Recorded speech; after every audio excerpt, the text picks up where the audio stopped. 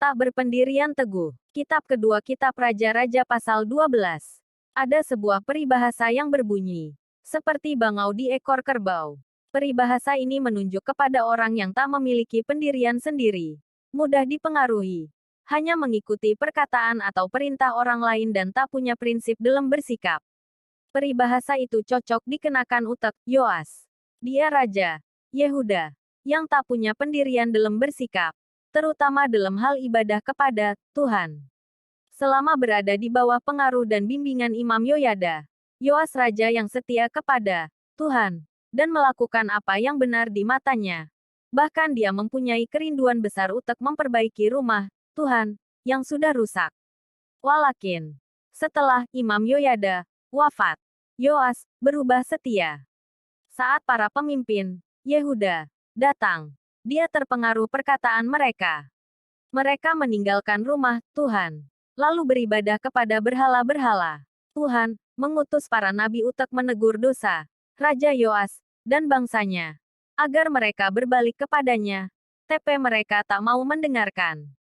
Bahkan, Zaharia, anak Imam Yoyada, pun dia bunuh di pelataran rumah Tuhan. Bila seorang raja meninggalkan Tuhan, seluruh rakyat pasti terpengaruh. Pelanggaran seorang raja bukan hanya merusak dirinya sendiri, tapi juga merusak seluruh kerajaan. Tuhan menghukum Yehuda dengan mengirimkan Hazael, Raja Aram, untuk memerangi mereka. Raja Yoas terpaksa mengumpulkan semua kekayaan dari istananya dan dari rumah Tuhan untuk membayar upeti kepada Raja Aram. Dia juga mengalami kekalahan yang besar. Dia harus membayar harga keren dia telah membunuh Zaharia. Akhirnya, Yoas dibunuh pegawai-pegawainya setelah ia bertahta selama 40 tahun di Yerusalem. Dalam kehidupan ini ada hal-hal yang bisa dikompromikan. Misalnya perbedaan selera atau kebiasaan tertentu, dan ada hal-hal yang tak bisa dikompromikan, terutama menyangkut hal-hal yang bersifat esensial atau menyangkut hal-hal prinsip. Salah satu prinsip yang tak boleh diubah itu iman kepada Tuhan Yesus Kristus. Apakah Anda bisa tetap berpendirian teguh saat Anda menghadapi tekanan? Berdirilah teguh dalam Kristus. Jerih payah Anda takkan sia-sia. Setia sampai akhir. Kitab kedua Kitab Raja-Raja pasal 13. Saat membaca biografi seorang yang dipakai Tuhan, umumnya kita akan menemukan dua hal berikut ini. Pertama, kehidupan dan pelayanan semasa hidupnya, termasuk anggota keluarga, masa kecil, karir dan T4 pelayanannya. Kedua, anugerah Tuhan yang selalu menyertai kehidupan pribadi, keluarga dan pelayanannya. Saat membaca kisah akhir hidup Nabi Elisa, kesan yang muncul bahwa kisah itu diselipkan di antara kisah raja-raja Israel dan raja-raja Yehuda secara silih berganti. Elisa, nabi yang melayani di kerajaan Israel, menjelang wafat, ia menerima kedatangan Yoas, raja Israel, walaupun ia tahu bahwa Yoas seorang raja yang jahat. Dia memerintahkan Raja Yoas untuk mengambil busur dan anak panah, membuka jendela di sebelah timur, lalu memanah ke arah jendela yang terbuka itu. Nabi Elisa menubuatkan bahwa anak panah yang melesat menuju sasaran itu tanda bahwa Tuhan akan memberi kemenangan kepada Raja Yoas dalam peperangan melawan bangsa Aram. Sangat disayangkan bahwa saat diminta mengambil anak panah itu dan memukulkannya ke tanah, Yoas berhenti setelah 3 kali memukulkan anak panah itu, padahal seharusnya dia terus memukul. Hal ini membuat Nabi Elisa marah, karena sikap berhenti memukul itu membuat Raja Yoas tak bisa memukul kalah bangsa Aram sampai tuntas. Kemenangan Yoas atas Aram itu anugerah Tuhan bagi bangsa Israel yang hidup dalam dosa. Di satu sisi, kesetiaan Nabi Elisa dalam melayani Tuhan tak berubah sampai akhir hidupnya. Dia mengakhiri hidupnya dengan baik dan benar. Bahkan kuasa Allah tetap dinyatakan setelah kematiannya. Di sisi lain, sayang sekali bahwa hingga Elisa meninggal pun, Raja Yoas tak kunjung berpaling kepada Tuhan. Apakah Anda tetap setia melayani Tuhan. Bila Anda melihat hasil yang tak sesuai dengan harapan Anda, bila Anda telah memberitakan Injil kepada keluarga, TP Anda belum memperoleh respons yang positif, apakah Anda tetap setia bersaksi kepada mereka? Apakah Anda tetap menjaga integritas bila pelayanan Anda seperti tak memberikan hasil apapun? Ingatlah bahwa Tuhan menyediakan upah bagi setiap orang yang setia melayani Dia. Tetaplah setia dan tetaplah menjaga integritas dalam melayani Tuhan. Kesombongan mendahului kejatuhan. Kitab kedua Kitab Raja-Raja pasal 14. Apa yang membuat kita yang sebelumnya rendah hati bisa berubah menjadi sombong? Pada umumnya kita menjadi sombong saat merasa bahwa kita lebih baik daripada orang lain. Misalnya merasa lebih pintar, lebih ganteng atau cantik, lebih kaya, lebih mampu, lebih tinggi jabatan, atau lebih dalam hal lain bila dibandingkan dengan orang lain. Semula, Amazia, Raja Yehuda, yang rendah hati, ketika diangkat menjadi raja, ia masih muda, yaitu ia berusia 25 tahun. Semula, ia hidup benar di hadapan Allah. Di bawah kepemimpinannya, kerajaan Yehuda menjadi kokoh. Ia mampu mengalahkan Edom dan Sela. Sayangnya, kesetiaannya kepada Tuhan tak dilakukan dengan segenap hati. Setelah sukses, ia menjadi sombong. Ada dua peristiwa yang menunjukkan kesombongan Raja Amazia. Pertama, ia membawa pulang para Allah Bani Seir, kemudian menyembah dan membakar kurban utek Allah mereka. Saat ia ditegur seorang nabi keren tindakannya, Amazia bukannya bertobat, tapi ia malah marah, bahkan mengancam akan membunuh nabi itu. Kedua, kesombongannya terlihat jelas saat ia mengajak Yoas, Raja Israel, utek, mengadu tenaga. Ia menganggap dirinya tak terkalahkan. Raja Yoas mengingatkan bahwa niat tersebut sama dengan menantang malapetaka. Walakin, Raja Amazia tak memedulikan peringatan itu sehingga pertempuran antara rakyat Yehuda dan rakyat Israel tak terhindarkan. Akhirnya, Yehuda dikalahkan. Israel yang harus menanggung kekalahan bukan hanya Raja Amazia, tapi juga seluruh rakyat Yehuda.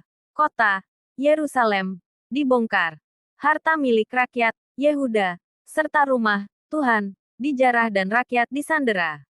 Riwayat Raja Amazia ini mengingatkan kita untuk mewaspadai sikap sombong yang mengintai setiap orang dari semua kalangan. Setiap orang berpotensi menjadi sombong, termasuk orang-orang yang semula rendah hati. Marilah kita mengikis kesombongan diri kita. Apakah Roh Kudus sudah memperbarui hidup Anda dan memunculkan buah Roh yang membuat Anda menjadi seorang yang rendah hati? Ingatlah selalu perkataan Tuhan Yesus, sebab barang siapa meninggikan diri, ia akan direndahkan dan barang siapa merendahkan diri, ia akan ditinggikan. Alkitab. Seperti apa kita akan dikenang? Kitab kedua Kitab Raja-Raja pasal 15. Kenangan orang terhadap diri kita sangat tergantung pada perilaku dan iman kita semasa kita hidup. Orang akan mengenang bahwa kita orang yang baik dan benar jika selama hidup kita berperilaku baik di hadapan manusia dan hidup kita berkenan kepada Tuhan. Sebaliknya, orang akan mengenang kita sebagai orang yang jahat apabila kita berperilaku jahat dan mengabaikan Tuhan. Dalam Alkitab, kisah raja-raja Israel dan Yehuda selalu dilengkapi dengan catatan tentang perilaku raja-raja tersebut. Catatan tentang perilaku para raja selalu mengungkapkan penilaian tentang apakah kehidupan raja-raja itu dipandang sebagai benar atau jahat di hadapan Tuhan. Dengan demikian, kisah para raja Yehuda dan Israel itu pembelajaran bagi kita saat ini, agar kita tak mengikuti jejak raja-raja yang jahat, melainkan kita didorong untuk hidup secara benar di hadapan Tuhan, dengan mengikuti teladan raja yang hidup secara benar itu. Azaria, atau disebut Uzia, dalam kitab kedua Kitab Tawarikh, Raja Yehuda, yang mula-mula melakukan apa yang benar di mata Tuhan. Walakin, kesuksesan yang ia raih membuat ia menjadi tinggi hati. Lalu ia berubah setia kepada Tuhan, sehingga akhirnya Tuhan menimpakan tulah berupa penyakit kusta kepadanya sampai hari kematiannya. Aja-aja, Israel, berikutnya, yaitu, Saharia, Salum, Menahem, Pekahya dan Pekah, melakukan apa yang jahat di mata Tuhan. Keren para raja, Israel, tak menaati perintah Tuhan. Kerajaan, Israel, makin lama makin gagal menjadi bangsa yang berkenan kepada Tuhan. Sebaliknya, Yotam, Raja Yehuda, melakukan apa yang benar di mata Tuhan. Yotam menjadi kuat. Keren ia mengarahkan hidupnya kepada Tuhan, Allahnya. Apa yang akan dikenang orang lain tentang diri Anda? Penulis kitab Amsal mengatakan, kenangan kepada orang benar mendatangkan berkat. TP nama orang fasik menjadi busuk. Apa yang Anda tinggalkan? Warisan karakter yang baik dan iman yang teguh atau perilaku yang buruk dan jauh dari Tuhan, ditentukan perilaku Anda saat ini sampai saat Anda menutup mata. Jagalah perilaku dan iman Anda kepada Tuhan, agar nama Tuhan ditinggikan dan Anda menjadi berkat bagi banyak orang. Mengaruhi atau dipengaruhi. Kitab kedua Kitab Raja-Raja pasal 16. Memengaruhi atau dipengaruhi lingkungan itu pilihan hidup yang tak terhindarkan. Tiada posisi netral. Pilihan kita tergantung dari seberapa kuat tekanan lingkungan yang memengaruhi hidup kita dan seberapa kuat prinsip hidup kita dalam menghadapi pengaruh lingkungan tersebut. Kita harus memiliki tekad yang kuat untuk memengaruhi lingkungan atau kita akan dipengaruhi lingkungan. Ahas itu Raja Yehuda yang paling berdosa. Sebagai anggota umat perjanjian, seharusnya dia melawan pengaruh kehidupan bangsa-bangsa yang tak mengenal Allah. Sayangnya, ia ikut menyembah berhala. Bahkan, ia meniru perbuatan keji bangsa-bangsa yang telah dihalau Tuhan dari depan orang Israel dengan mempersembahkan anaknya sendiri sebagai korban bakaran bagi dewa-dewa bangsa asing. Tingkah laku seperti ini sangat menjijikkan bagi Tuhan. Dosa Ahas melampaui dosa-dosa yang dilakukan raja-raja Israel. Perbuatan Ahas membuat Tuhan murka kepadanya dan kepada seluruh Yehuda. Tuhan menggerakkan Raja Aram dan Raja Israel untuk menghukum Yehuda. Kekalahan yang dialami Yehuda sangat tragis. 120.000 orang tewas dalam sehari. Saat terjepit, Ahas tak meminta pertolongan Tuhan. TP meminta pertolongan Tiglat-Pileser, Raja Asyur, yang memberikan perak dan emas yang terdapat dalam rumah Tuhan, dan dalam perbendaharaan istana raja sebagai upeti. Walakin, bangsa Asyur lalu menekan Ahas, sehingga kondisinya makin sulit. Dalam keadaan terdesak itu, Ahas malah makin berubah setia terhadap Tuhan dan Tuhan merendahkan Yehuda. Keren, Ahas membiarkan kebiadaban merajalela di Yehuda. Tuhan memanggil kita untuk menjadi saksinya dengan maksud untuk memengaruhi dunia dengan nilai-nilai yang berasal dari Tuhan.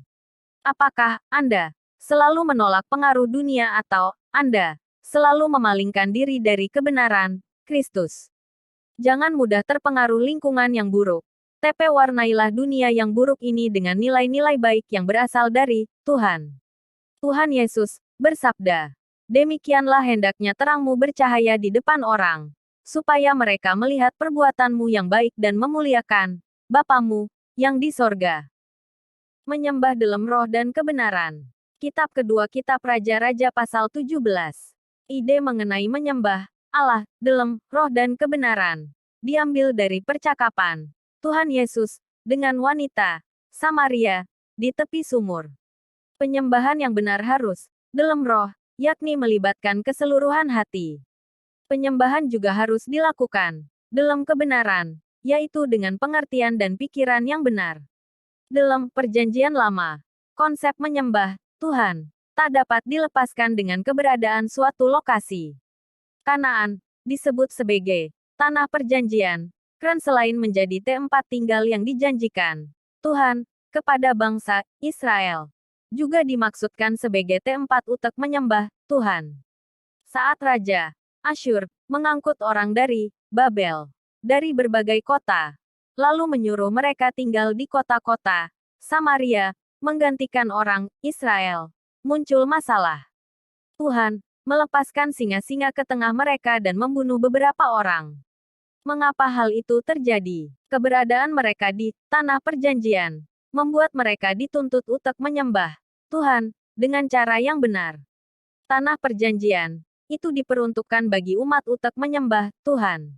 Mereka merespons peringatan Tuhan dengan mengabarkan kepada Raja Asyur bahwa Allah Israel menghukum mereka karena mereka tak mengetahui cara menyembah Allah Israel. Oleh karena itu, Raja Asyur memerintahkan agar didatangkan seorang imam Israel untuk mengajar bangsa-bangsa itu cara beribadah kepada Allah Israel.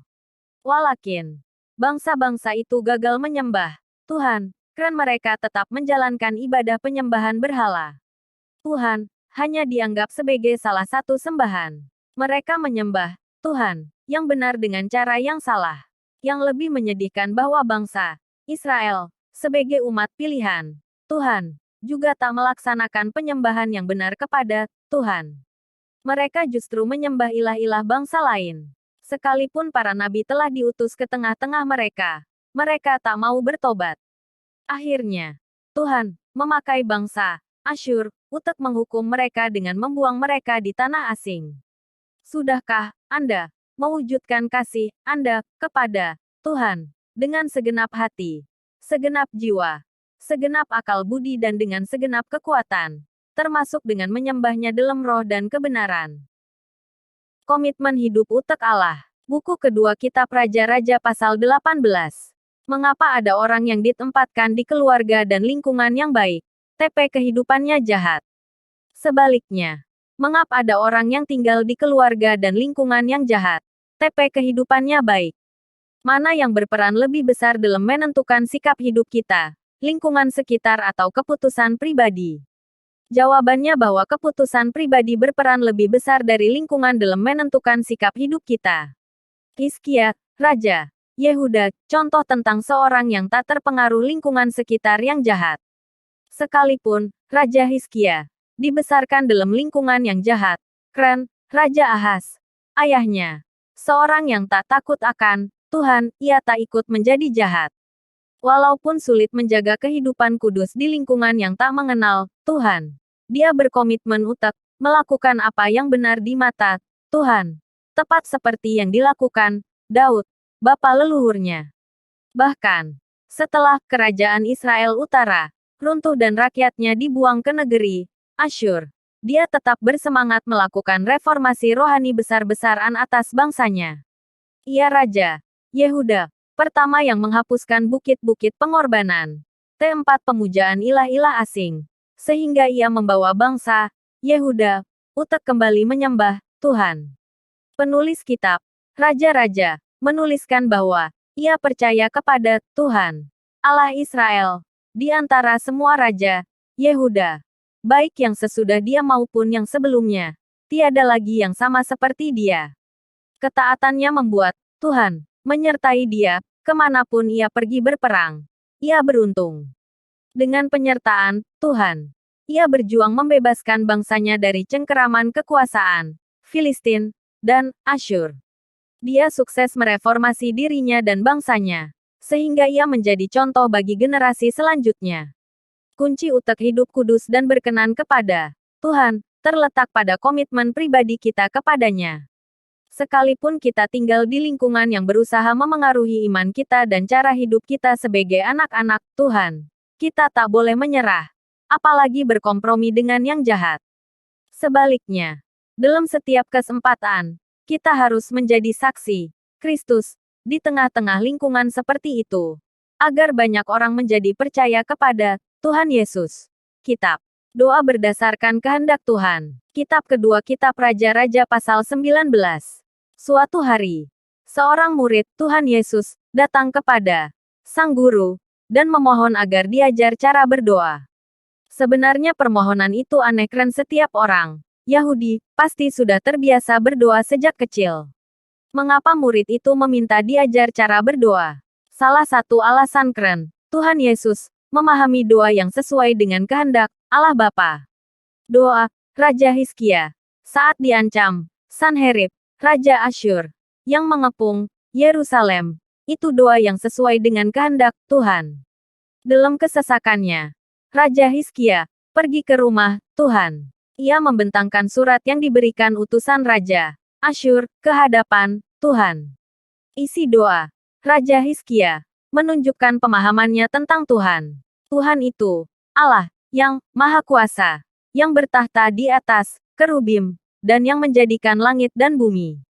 Ia memohon agar Tuhan melihat dan mendengar penghinaan dan kesombongan Sanherib yang merendahkan nama Tuhan.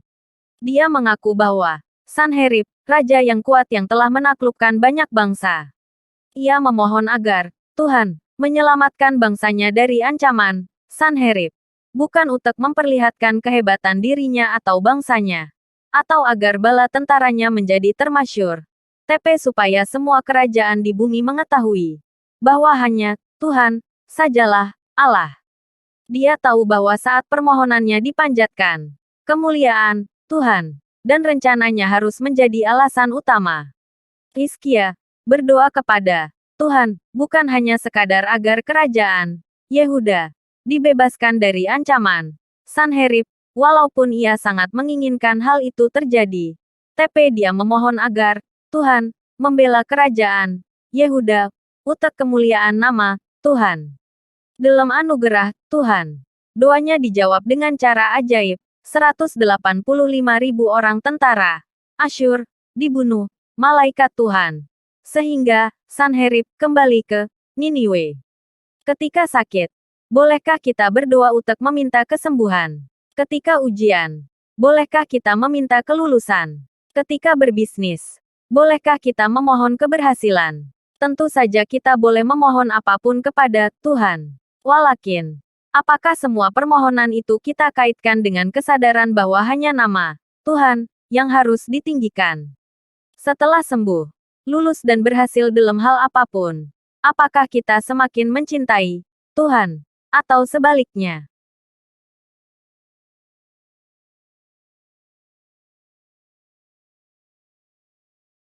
Kita itu manajer, bukan pemilik. Kitab kedua Kitab Raja-Raja pasal 20. Yusuf itu manajer yang baik bagi Potifar. Potifar mempercayakan pengelolaan semua miliknya ke tangan Yusuf. Yusuf mengelola dengan baik semua milik tuannya, yang di rumah maupun yang di ladang, sehingga harta tuannya berlipat ganda. Walakin, dia hanya manajer, bukan pemilik. Pemilik harta itu, Potifar. Perlu diingat bahwa selain pandai mengelola harta tuannya, ada faktor lain yang menentukan keberhasilan Yusuf, yaitu penyertaan Tuhan. Penyertaan Tuhan tak tampak pada masa tua kehidupan Raja Hizkia. Setelah disembuhkan dari penyakit yang mematikan, umurnya diperpanjang Tuhan selama 15 tahun dengan cara yang ajaib. Selama pemerintahannya, Asyur terus-menerus menjadi ancaman. Untuk memperkuat pertahanan, Raja Hizkia bersekutu dengan Merodak Baladan, Raja Babel. Raja Hizkia bersukacita atas kedatangan utusan Raja Babel dan rombongannya.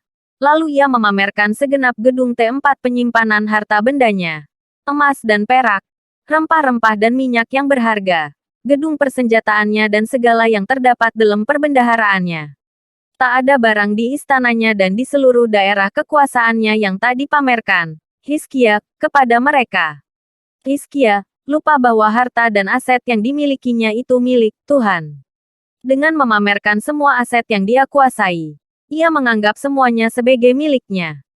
Raja Hizkia hanya dipercaya untuk mengelola, bukan menguasai harta benda itu. Selanjutnya, Tuhan menegur Raja Hizkia melalui Nabi Yesaya, yaitu bahwa sikapnya membuktikan kesombongannya.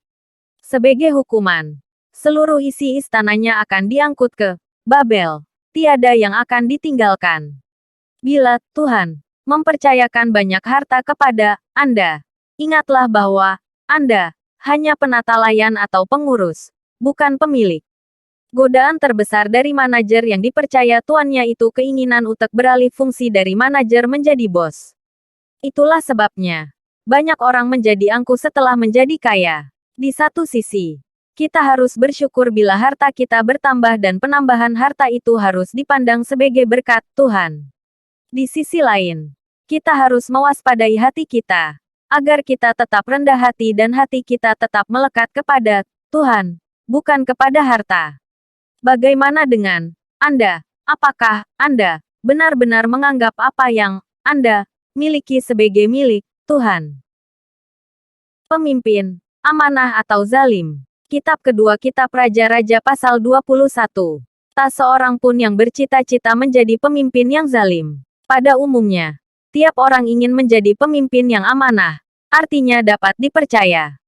Sayangnya, tak semua pemimpin bisa mempertahankan integritas dan tetap menjadi pemimpin yang amanah. Tak sedikit pemimpin yang lama-lama menjadi zalim atau kejam. Hizkia, Raja Yehuda, yang hidup benar di mata Tuhan. Sekalipun dia dihukum Tuhan, karena kesombongannya pada masa akhir hidupnya. Penulis kitab Tawari menyimpulkan bahwa dia orang yang setia, sehingga seluruh Yehuda dan penduduk Yerusalem memberi penghormatan kepadanya saat dia meninggal. Bisa dikatakan bahwa Hizkia seorang raja yang amanah selama memimpin bangsanya. Hal ini sangat berbeda dengan Manasye dan Amon, anak dan cucunya, yang mendapat predikat sebagai raja-raja yang jahat di mata Tuhan. Dosa-dosa Manasye amat banyak, termasuk menyembah berhala dan mempersembahkan anak sebagai korban dalam api kepada Baal. Dia ikut menyesatkan umat Allah, sehingga mereka melakukan perbuatan yang lebih jahat daripada penduduk asli tanah Kanaan yang telah dipunahkan Tuhan. Amon, anak Manasye, juga jahat, sama seperti ayahnya. Ia meninggalkan Tuhan dan tak hidup menurut kehendak Tuhan. Rakyatnya juga ikut ia sesatkan. Allah tak membiarkan kejahatan begitu saja. Dia menghukum Amon melalui musuh-musuh Yehuda yang akan menghancurkan Yerusalem dan mengangkut penduduknya ke pembuangan. Akhirnya, Allah menghukum Amon melalui bawahannya yang melakukan kudeta dan kemudian membunuhnya. Suatu akhir yang tragis. Kita telah melihat bahwa kezaliman seorang pemimpin memiliki konsekuensi yang berdampak luas terhadap orang yang dipimpinnya. Oleh karena itu, kita perlu merenungkan hal-hal berikut. Pertama, jika Anda seorang pemimpin, dalam hal apapun, apakah Anda sudah mengevaluasi kepemimpinan Anda selama ini? Apakah ada hal yang perlu diperbaiki dalam kepemimpinan Anda? Kedua, jika Anda orang yang dipimpin, pernahkah Anda mendoakan pemimpin Anda agar mereka menjadi pemimpin yang amanah, yang memimpin dengan benar dan berintegritas? Hilang dan ditemukan kembali. Kitab kedua Kitab Raja-Raja pasal 22. Pernahkah Anda kehilangan barang berharga atau binatang kesayangan? Bagaimana perasaan Anda saat itu? Tentu sangat sedih, bukan? Sebaliknya, bagaimana perasaan Anda jika barang berharga atau binatang kesayangan itu ditemukan kembali? Anda pasti merasa senang dan Anda pasti akan menjaga dan merawat barang atau binatang kesayangan itu dengan lebih baik agar tak hilang lagi. Saat rumah Tuhan diperbaiki, Imam Besar Hilkia menemukan kitab Taurat. Penemuan kitab Taurat itu bermula dari keinginan Raja Yosia, Raja Yehuda, yang benar di hadapan Tuhan untuk memperbaiki rumah Tuhan. Kitab itu lalu diberikan kepada Safan, panitera itu, dan Safan membacanya. Safan melaporkan penemuan itu kepada Raja Yosia. Saat diberitahu bahwa kitab Taurat telah ditemukan kembali, lalu Safan membacakan kitab Taurat itu di hadapannya. Perasaan Raja Yosia bercampur aduk. Di satu sisi, penemuan itu membuat dia bahagia. Di sisi lain, dia sedih, menangis dan mengoyakkan pakaiannya karena ia sadar bahwa para pendahulu dan rakyatnya telah melakukan banyak hal yang jahat di mata Tuhan, dan murka Tuhan sedang menyala terhadap mereka. Kemudian, Raja Yosia mengirim para imam untuk meminta petunjuk Tuhan tentang apa yang harus dilakukannya. Mereka mendatangi Nabi Hulda, yang kemudian menyampaikan bahwa Tuhan mengizinkan terjadinya malapetaka atas kerajaan Yehuda, karena mereka telah meninggalkan Tuhan. Namun, Tuhan berkenan kepada Yosia saat ia melihat bahwa Yosia benar-benar menyesal dan bersedia merendahkan diri di hadapannya. Penemuan kitab suci menjadi dasar bagi reformasi yang selanjutnya akan dilakukan Raja Yosia. Penemuan ini membuat ibadah raya umat Tuhan bisa disemarakan dengan pembacaan firman Tuhan. Penemuan aplikasi berbasis digital, termasuk Alkitab elektronik, memudahkan kita dalam melakukan banyak hal. Sekarang, Anda bisa membaca Alkitab melalui media cetak maupun elektronik. Selain itu, Alkitab juga tersedia dalam bentuk audio yang bisa didengar dan dalam bentuk video yang bisa dilihat. Walakin, apakah firman Tuhan masih eksis dalam hidup Anda?